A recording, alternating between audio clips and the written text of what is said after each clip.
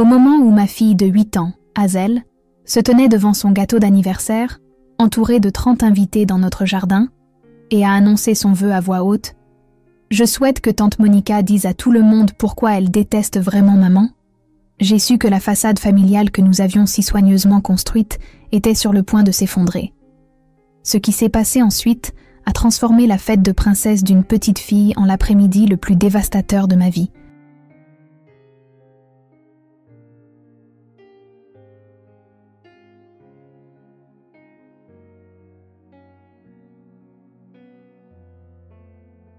Je m'appelle Bethany et je vais vous raconter comment le vœu d'anniversaire de ma fille a révélé un secret de famille qui nous empoisonnait depuis des mois. Je suis une infirmière scolaire de 35 ans, mariée à Trevor depuis 12 ans et mère de 2 magnifiques enfants. J'ai pensé plus de genoux écorchés que je ne peux en compter, calmé des centaines de parents anxieux, et je me suis toujours targuée de résoudre les problèmes avant qu'ils ne dégénèrent.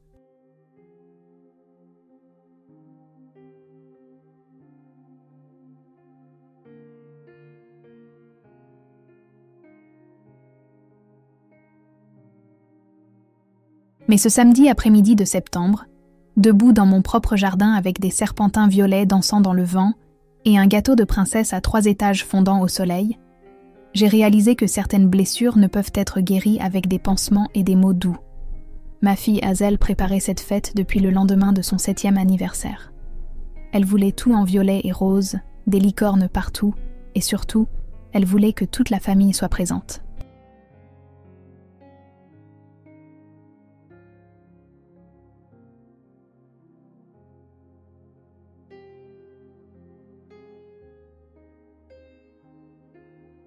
« Tout le monde doit venir, maman », m'avait-elle dit des semaines plus tôt, alors que nous écrivions les invitations à la table de la cuisine.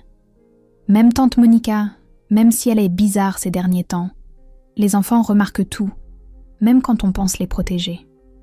Monica est ma belle-sœur, la sœur aînée de Trevor, et depuis 3 mois, elle menait contre moi une guerre froide qui avait divisé notre famille en 2.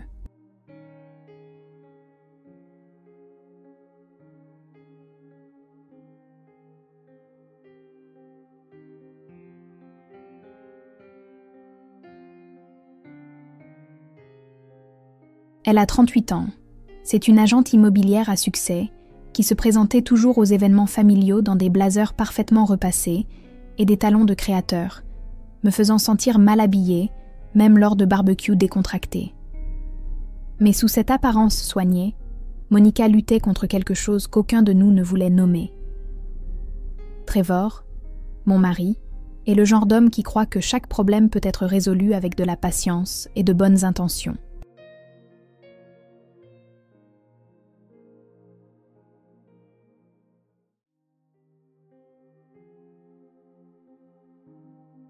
À 36 ans, il dirige un petit cabinet comptable et aborde les drames familiaux de la même manière qu'il gère la saison des impôts, méthodiquement, prudemment et avec l'espoir que si nous suivons les bonnes étapes, tout s'arrangera. Il essayait de naviguer entre sa sœur et moi depuis des mois, et je pouvais voir l'épuisement dans ses yeux chaque fois que le nom de Monica était mentionné. Puis, il y a Dorothy, ma belle-mère, 62 ans, et la matriarche incontestée de la famille Morrison.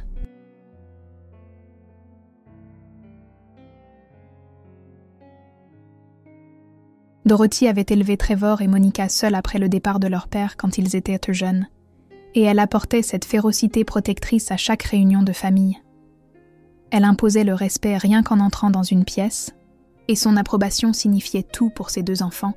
C'est pourquoi la récente campagne de Monica pour monter Dorothy contre moi avait été si efficace.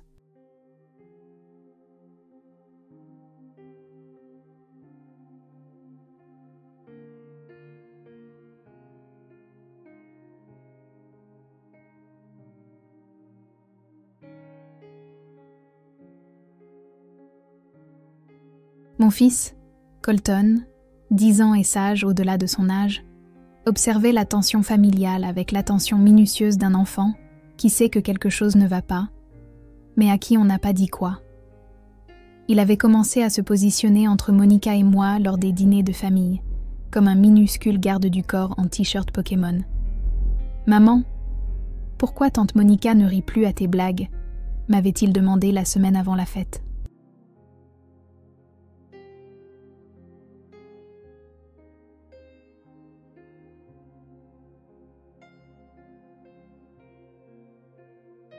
Je lui avais dit que les adultes traversent parfois des moments compliqués.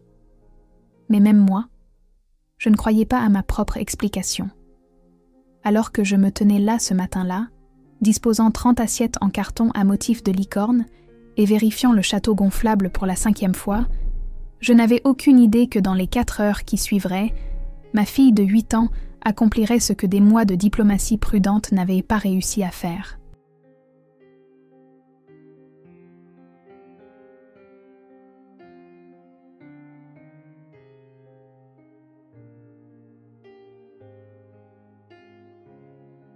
Elle nous forcerait tous à arrêter de faire semblant, à arrêter de mentir et à arrêter de protéger des secrets qui tuaient lentement notre famille. La fête devait commencer à midi. À 11h45, ma cuisine ressemblait à une usine de barbe à papa qui aurait explosé. Ma mère, Patricia, était arrivée tôt avec sa fameuse salade de pommes de terre et avait immédiatement pris le contrôle de la situation alimentaire.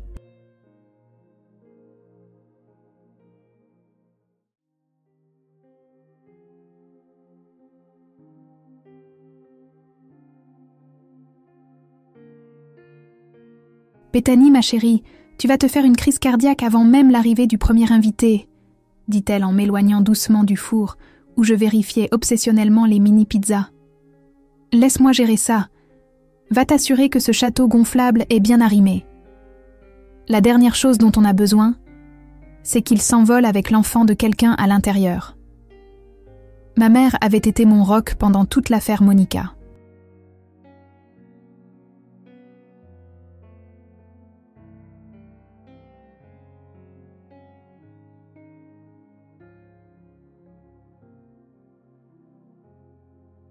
Elle connaissait toute l'histoire, m'avait tenue dans ses bras pendant que je pleurais après des réunions de famille particulièrement désagréables où Monica avait lancé des pics subtils sur mon ménage, ma cuisine, mes choix parentaux. « Elle souffre », avait dit ma mère. « Les gens qui souffrent font souffrir les autres, mais ça ne veut pas dire que tu dois rester là et encaisser. » La sonnette a retenti à midi pile, et soudain, notre samedi tranquille s'est transformé en un chaos contrôlé.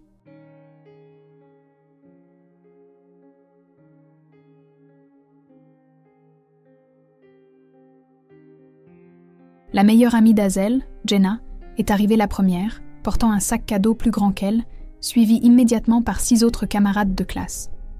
Les parents entraient, chargés de cadeaux, offrant leur aide, complimentant les décorations.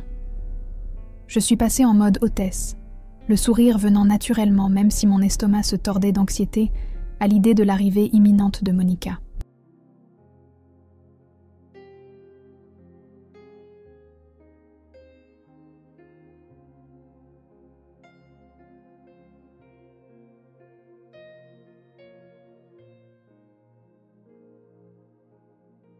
Trevor s'occupait de la supervision du château gonflable, pendant que Colton organisait les plus jeunes en équipe pour les jeux que nous avions prévus. Hazel était dans son élément, tourbillonnant dans sa robe de princesse violette, son diadème captant la lumière du soleil alors qu'elle étreignait chaque invité qui arrivait. Un instant, je me suis laissé croire que tout irait bien. Monica se comporterait bien pour Hazel. Dorothy la tiendrait en respect.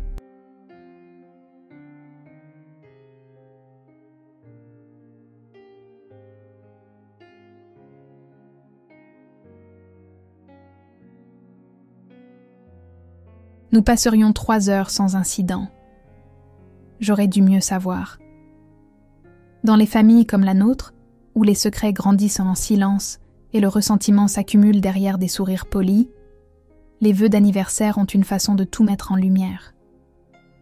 Le matin du 8e anniversaire d'Hazel avait commencé parfaitement. Des serpentins roses s'entrecroisèrent dans notre jardin.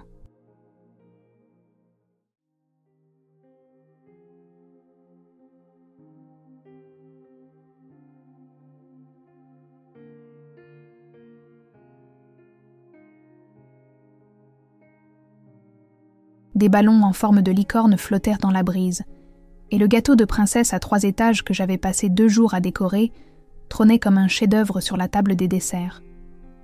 Chaque étage était d'une nuance de violet différente, avec des paillettes comestibles qui captaient la lumière du matin et de minuscules licornes en pâte à sucre que j'avais modelées à la main après avoir regardé 17 tutoriels sur YouTube.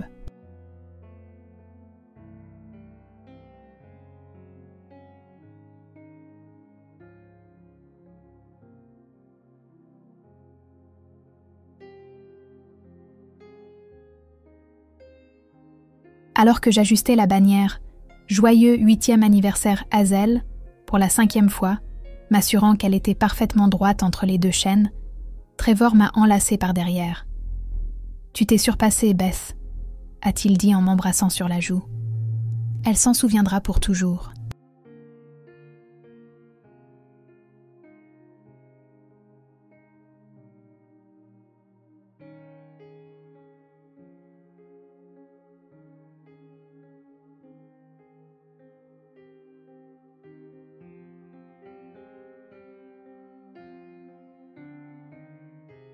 Je me suis blottie contre lui, sentant la chaleur de sa poitrine contre mon dos, regardant par la fenêtre de la cuisine Hazel s'entraîner à faire des pirouettes de princesse dans sa nouvelle robe violette. La robe avait coûté plus cher que ce que je voulais dépenser, mais la joie sur son visage lorsqu'elle l'avait essayée au magasin valait chaque centime. Je veux juste que ce soit parfait. Elle parle de cette fête depuis des mois.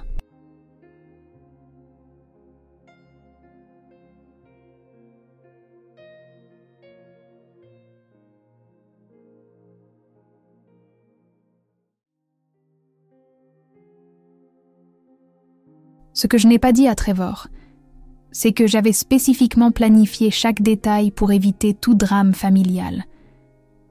Le plan de table que j'avais esquissé à minuit 2 nuits auparavant plaçait Monica à l'extrémité opposée du jardin de l'endroit où je serais postée à la table de la nourriture.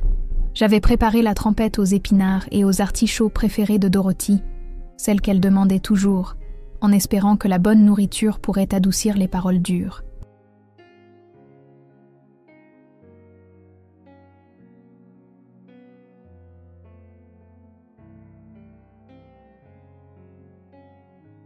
J'avais même répété dans ma tête des sujets de conversation neutres, des sujets sûrs qui ne pourraient en aucun cas mener à un conflit.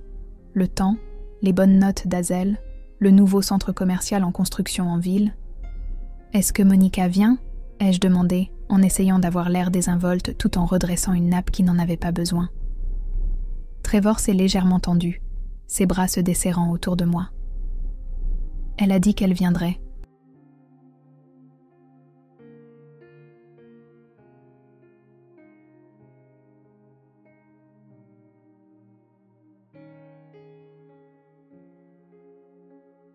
Maman la tuerait si elle manquait l'anniversaire d'Hazel.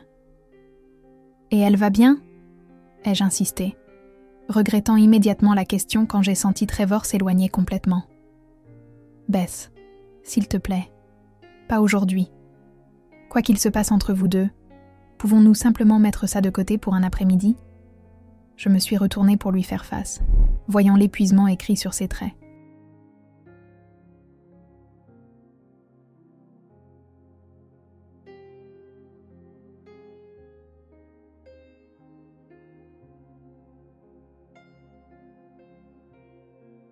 Il dormait mal depuis des semaines, se retournant sans cesse en essayant de trouver comment arranger quelque chose que ni sa sœur ni sa femme ne voulaient lui expliquer entièrement. « J'essaie, Trevor, vraiment. »« Je sais, » dit-il en s'adoucissant. « Je veux juste qu'Hazel passe une bonne journée. » La sonnette a retenti avant que je puisse répondre, et soudain notre maison tranquille a explosé d'excitation.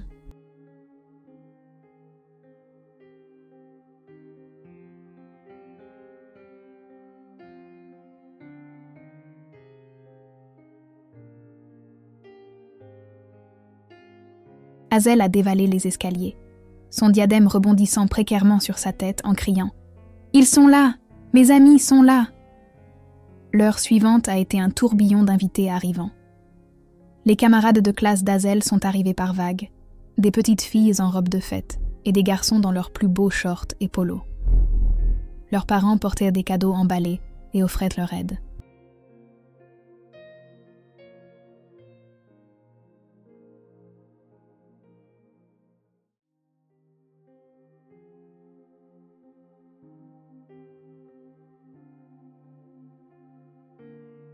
Ma mère, Patricia, est apparue non seulement avec sa fameuse salade de pommes de terre, mais aussi avec 3 sacs d'épicerie pleins de provisions supplémentaires.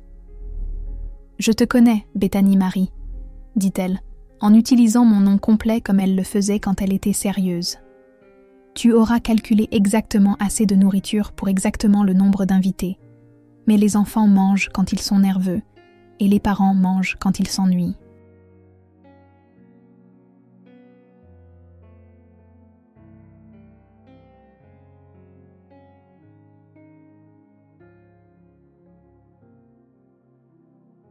Alors, j'ai apporté des renforts. Elle avait raison, bien sûr. J'avais tout portionné avec précision, oubliant que les fêtes d'anniversaire avaient tendance à dépasser les plans minutieux. Ma mère a immédiatement pris en charge la cuisine, disposant les plats et remplissant les bols de punch, tout en fredonnant le même air qu'elle avait fredonné à chaque réunion de famille, depuis que j'étais jeune. À midi, notre jardin s'était transformé exactement en ce dont Hazel avait rêvé.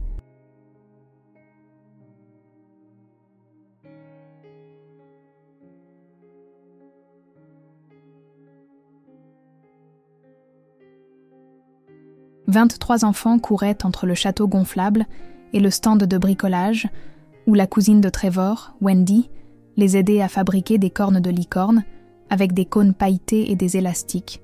Les parents se regroupaient en petits groupes, certains debout à l'ombre de notre porche, d'autres assis aux tables de pique-nique que nous avions empruntées à notre voisin. Le son des rires d'enfants se mêlait à la playlist de chansons de Disney qu'Hazel avait personnellement choisie.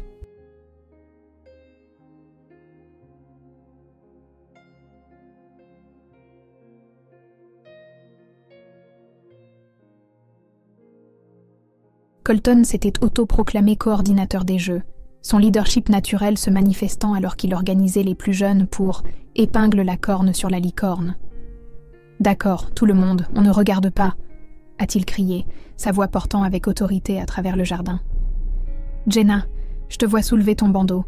C'est de la triche. » Je me tenais à la table de la nourriture, arrangeant et réarrangeant le plateau de sandwich.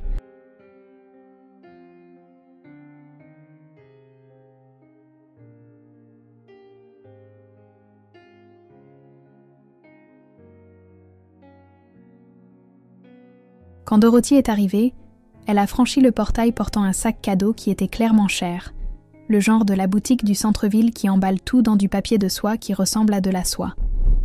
Elle a examiné la fête avec l'œil calculateur de quelqu'un qui a élevé 2 enfants et jugeait chaque fête d'anniversaire selon ses propres normes. « Les décorations sont charmantes, Bethany », a-t-elle dit, ce qui, de la part de Dorothy, était un grand compliment.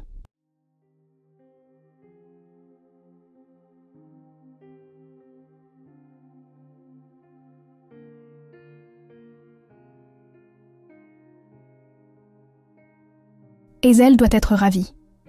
Elle l'est, ai-je répondu, reconnaissante pour cette approbation. Elle a aidé à tout choisir. Dorothy a hoché la tête, puis a de nouveau jeté un coup d'œil autour d'elle. Monica n'est pas encore là.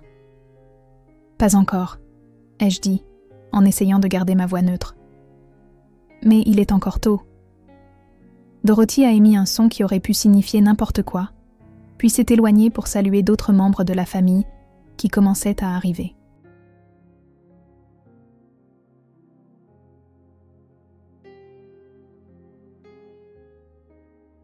L'oncle de Trevor, Robert, mon beau-frère, Kevin avec sa femme, Stella, et leurs jumeaux, divers cousins et amis de la famille qui connaissaient Hazel depuis sa naissance.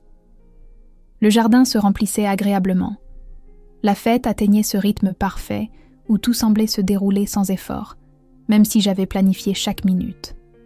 C'est alors que Monica est arrivée.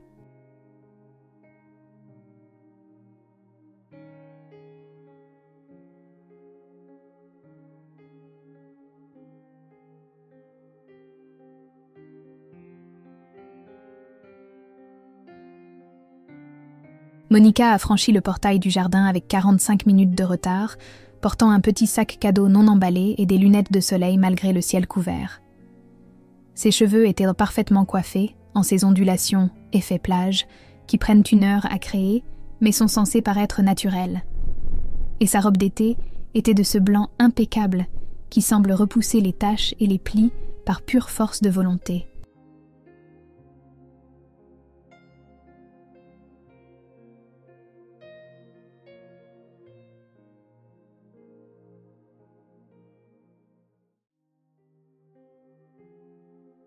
Elle m'a complètement ignorée, ne reconnaissant même pas ma présence à la table de la nourriture, se dirigeant directement vers Dorothy, qui tenait salon près de la table des boissons, avec un groupe de parents âgés. « Voilà ma fille », s'est exclamée Dorothy, enlaçant chaleureusement Monica. On commençait à s'inquiéter.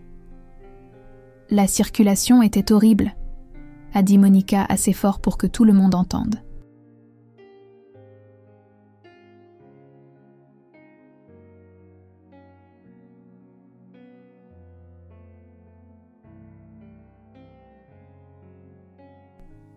On pourrait croire que les gens ont mieux à faire un samedi que d'encombrer les routes. Je les ai observés de l'autre côté du jardin, mon estomac se nouant alors que Monica chuchotait quelque chose à l'oreille de Dorothy.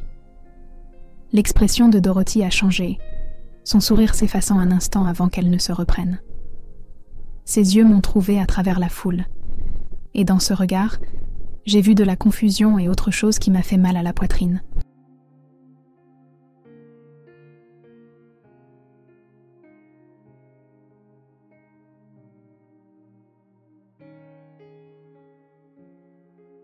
Quoi que Monica ait dit, ce n'était pas bon.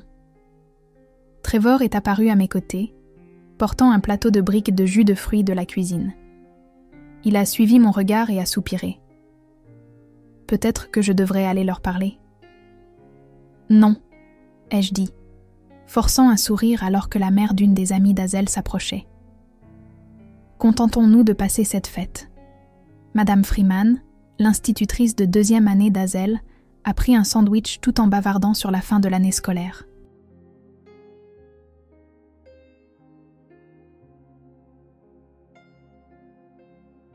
J'ai hoché la tête et répondu de manière appropriée. Mais mon attention dérivait sans cesse vers Monica, qui faisait maintenant le tour de la fête comme une politicienne en campagne. Elle s'arrêtait à chaque groupe de parents, riant un peu trop fort, gesticulant un peu trop théâtralement, et toujours, se positionnant de manière à ce que je puisse la voir, mais sans jamais avoir à me regarder.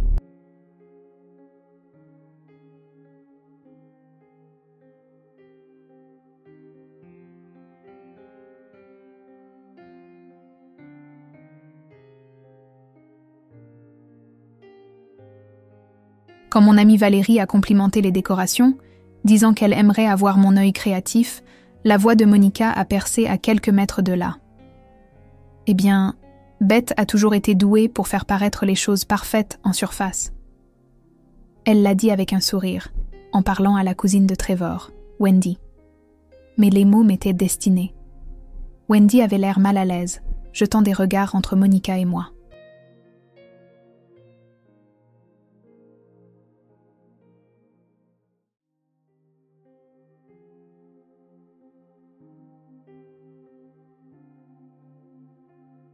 Les enfants semblent s'amuser, a-t-elle offert faiblement, essayant de réorienter la conversation. Oh oui, a poursuivi Monica, en ajustant ses lunettes de soleil. Les enfants sont si innocents, ils ne voient pas ce que les adultes essaient de cacher. Je me suis concentrée sur le remplissage des bols de chips, mes mains tremblant légèrement, alors que je versais des bretzels dans un récipient en plastique en forme de licorne. Valérie m'a doucement touché le bras.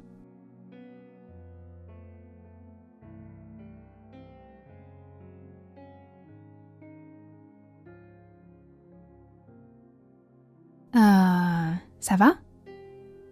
Très bien, ai-je réussi à dire. Je veux juste que tout soit parfait pour Hazel. Mais Monica n'avait pas fini.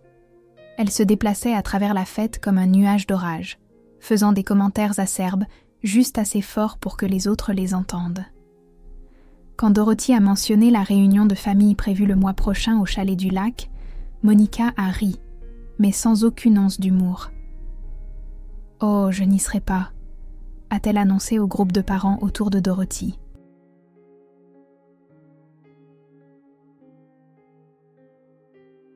En fait, je ne serai plus à aucun événement familial. Certaines d'entre nous ne sont pas les bienvenues lorsque certaines personnes organisent. L'oncle Robert avait l'air confus. « De quoi tu parles, Monica ? C'est au chalet du lac. Nous sommes tous les bienvenus là-bas. »« Vraiment ?» a demandé Monica, me regardant enfin.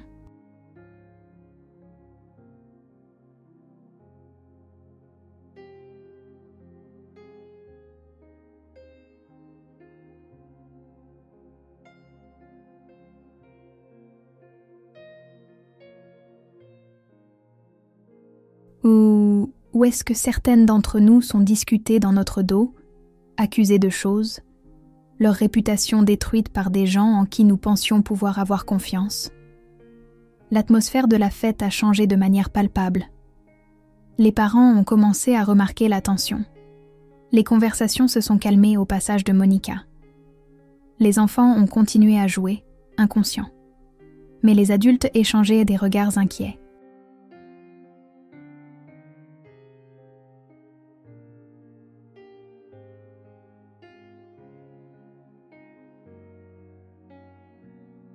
J'ai vu la mère de l'amie d'Azel, Emma, chuchoter quelque chose à son mari, tous deux ayant l'air mal à l'aise. Valérie m'a prise à part près de la table du gâteau. « Bethany, est-ce que tout va bien ?» Monica a l'air contrariée. « Des histoires de famille », ai-je dit faiblement, ma réponse standard devenant de moins en moins crédible à chaque fois que je l'utilisais. « Tu sais ce que c'est ?» Mais je ne savais pas combien de temps encore je pourrais tenir.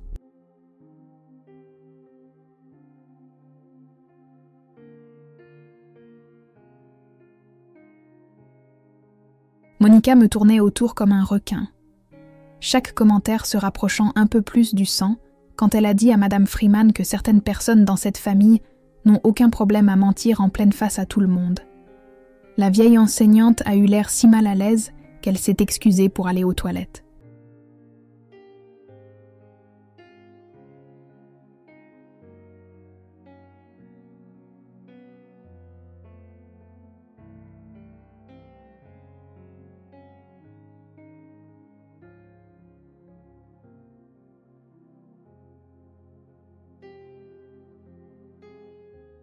J'étais en train de disposer les assiettes d'anniversaire autour du gâteau, essayant de rester occupée, quand j'ai entendu Monica parler à Kevin et Stella près du château gonflable. C'est juste triste quand les gens font semblant de se soucier de la famille, mais ne veulent en réalité que tout contrôler, inventer des histoires, répandre des rumeurs, monter les mères contre leurs propres filles. C'en était trop, la goutte d'eau qui a fait déborder le vase.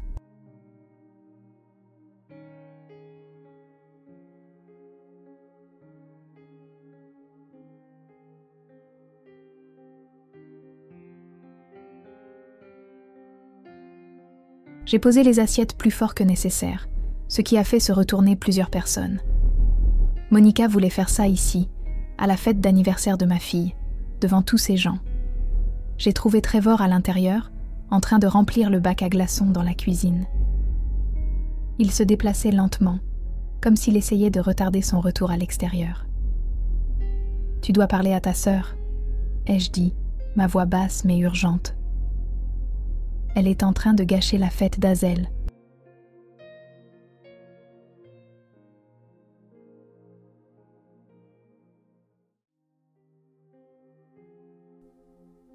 Qu'est-ce que tu veux que je fasse, Beth ? La mettre dehors ? Il a claqué le bac à glaçons contre le comptoir, la frustration se montrant enfin. Ça fera une scène encore plus grande. Et alors, on la laisse juste détruire l'anniversaire de notre fille ? Trevor s'est tourné pour me faire face, et j'ai vu à quel point il était déchiré. Sa sœur, sa femme, le bonheur de sa fille, tout le tirait dans des directions différentes. Peut-être que si tu lui parlais, si tu t'excusais.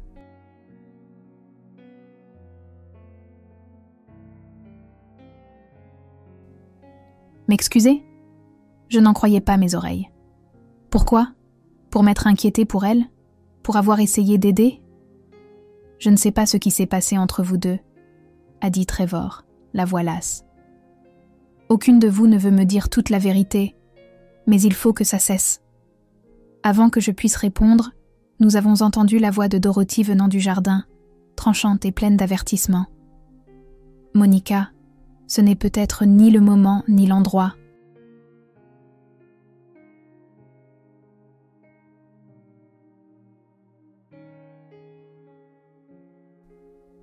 Nous nous sommes précipités dehors pour trouver Monica debout au centre de la fête, tous les yeux rivés sur elle. Elle avait finalement enlevé ses lunettes de soleil, et je pouvais voir que ses yeux brillaient de larmes non versées, de colère, ou des deux. « Quand est-ce que c'est le moment, maman ?» a exigé Monica. « Quand Beth n'est pas là ? Parce qu'apparemment, ça n'arrivera plus jamais.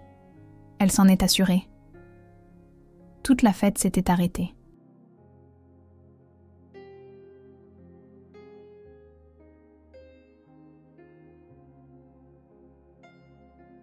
Le château gonflable était vide, les enfants se rassemblant près de leurs parents. Hazel se tenait près de la table du gâteau dans sa robe violette, l'air petite et confuse. L'anniversaire de conte de fées s'effondrait, et Monica se tenait au centre de la destruction comme si elle avait attendu ce moment depuis toujours. J'ai fait un pas en avant depuis l'embrasure de la porte de la cuisine, mon cœur battant si fort que je l'entendais dans mes oreilles. Mais ma voix est sortie stable et calme.